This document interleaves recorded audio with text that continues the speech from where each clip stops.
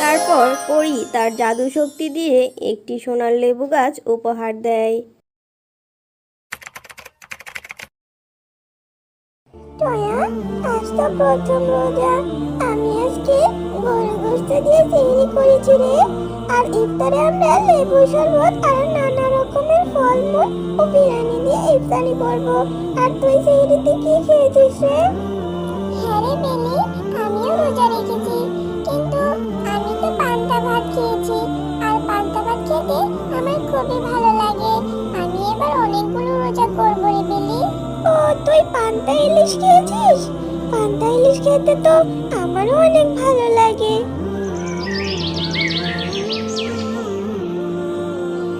বউ, রমজান মাস তো চলে এলো, হাতে কোনো কাজ নেই। তুমি সাবধানে বাড়িতেই থাকো। আমি দেখি কোনো জায়গায় কোনো কাজ পাই কিনা। কাজ যদি পাই তাহলে রমজান মাসটা ভালোভাবেই কাটাতে পারবো। ঠিক বলেছ গো, যাও তবে। কিরে মিচকে, এইভাবে কোথায় যাচ্ছিস? কাজ খুঁজতে যাচ্ছি ভাই। এইভাবে কাজ খুঁজতে যাচ্ছিস? আমি আরো ভাবলাম রমজানের বাজার করতে যাচ্ছিস। হাতে টাকা নেই ভাই, টাকা হলেই বাজার করব।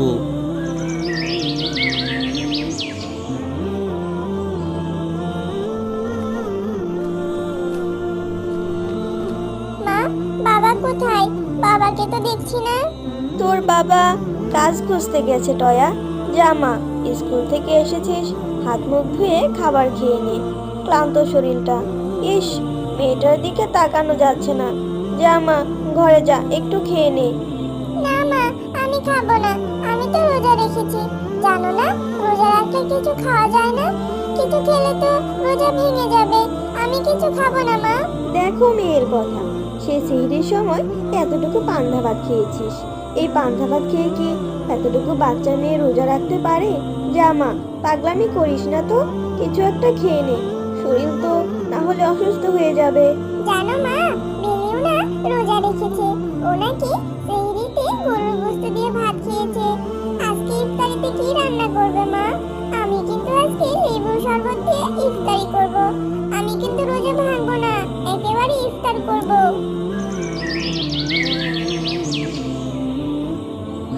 বাঘ মামা, আপনার দোকানের লেবুগুলো খুব সুন্দর সুগন্ধ বেরিয়েছে। কত টাকা করে বিক্রি করছেন মামা? আমাকে এক হালি বাকিতে লেবু দিবেন? আমি আপনাকে 2-3 দিন পরেই টাকা পরিশোধ করে দিব। আরে মিচকে, লেবু কিনতে এসেছিস? তাও আবার বাকিতে? বাকিতে কোনো লেবু নেই। যদি আমার লেবু কিনতে চাস তাহলে এক হালি লেবুর দাম 200 টাকা দিতে হবে। আগে 200 টাকা দিয়ে তারপর লেবু নিতে আসিস। আমার দোকানে বাকিতে কোনো লেবু নেই। একে তো লেবুর যে দাম বেড়েছে, লেবু বেশি আসছেই না। তোকে বাকিতে লেবু দিয়ে আমি লস করব নাকি?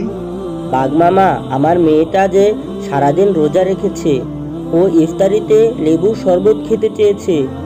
আমি কোনো কাজও পাচ্ছি না যে তোমার থেকে লেবুগুলো কিনে নিব। দাও না বাঘ মামা, আমি কিছুদিন পরেই তোমাকে টাকা দিয়ে দিব। আরে মিচকে, এত জ্বালাস না তো। অযথা আমার সময় নষ্ট করছিস। যা তো, অন্য একটা কাস্টমার ধরতে দে। আমি বাকিতে কোনো কিছু বিক্রি করি না। টাকা নিয়ে তবেই লেবু কিনতে আসবি। এরপর মিসকে শিয়াল মন খারাপ করে সেখান থেকে চলে যায়। হায় আল্লাহ, তুমি আমাকে এই কেমন পরীক্ষায় ফেললে। রোজার মাস, ঘরে কোনো বাজার নেই, কোনো কাজও খুঁজে পাচ্ছি না, হাতে কোনো টাকাও নেই যে বাড়িতে বাজার করব। ছোট্ট মেয়েটা আমার রোজা রেখেছে, ও বলেছিল ইফতারিতে লেবুর শরবত খাবে। কেমন বাবা আমি, মেয়েটাকে ভালো মন্দ কিছুই খাওয়াতে পারছি না। হায় আল্লাহ, তুমি একটু সহায় হও।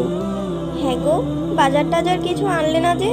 মেয়েটা আবার প্রথম রোজা রেখেছে, তাও আবার পান্তা ভাত খেয়ে। বললাম রোজা রাখতে হবে না।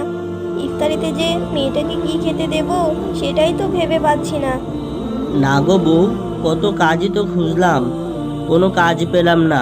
কতজনের কাছে ধার দেনা চাইলাম, কোনো ধার দেনাও পেলাম না। এই রোজার মাসে কেউ ধার দিতে চায় না, কি যে করি। ঠিক আছে গো, তুমি এত চিন্তা করো না।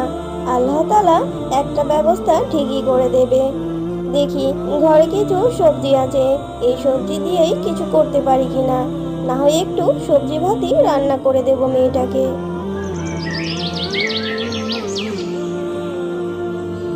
মা, তুমি ইফতারের জন্য কি রান্না করছো গো?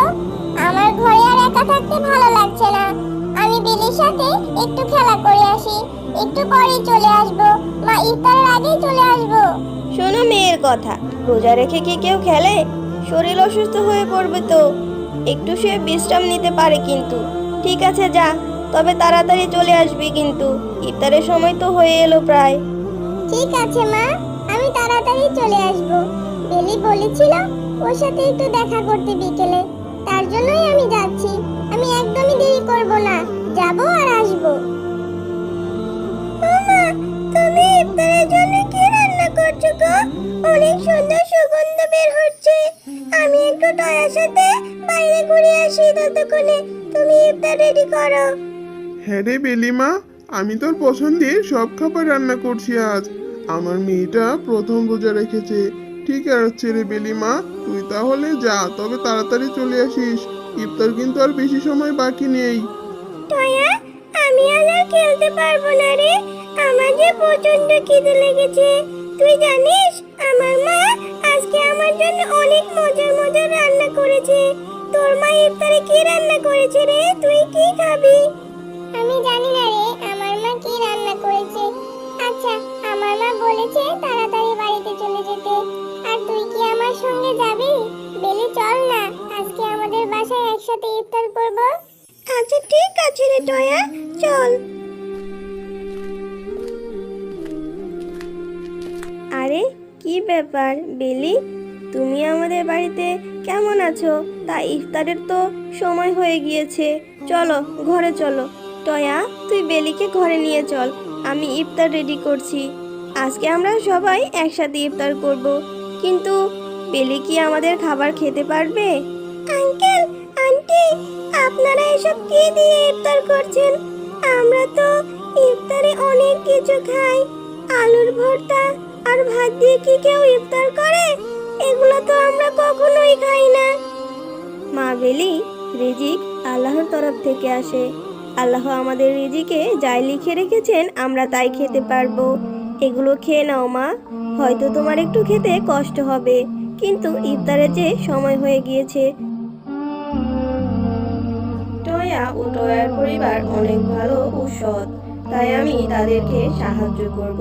আমি জাদু করে তাদেরকে সোনার লেবুর গাছ উপহার দিই।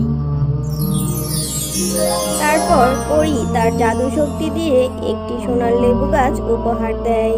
টয়ের বাবা মিসকে শিয়াল সেই লেবু বিক্রি করে অনেক সুখে জীবনযাপন করতে থাকে।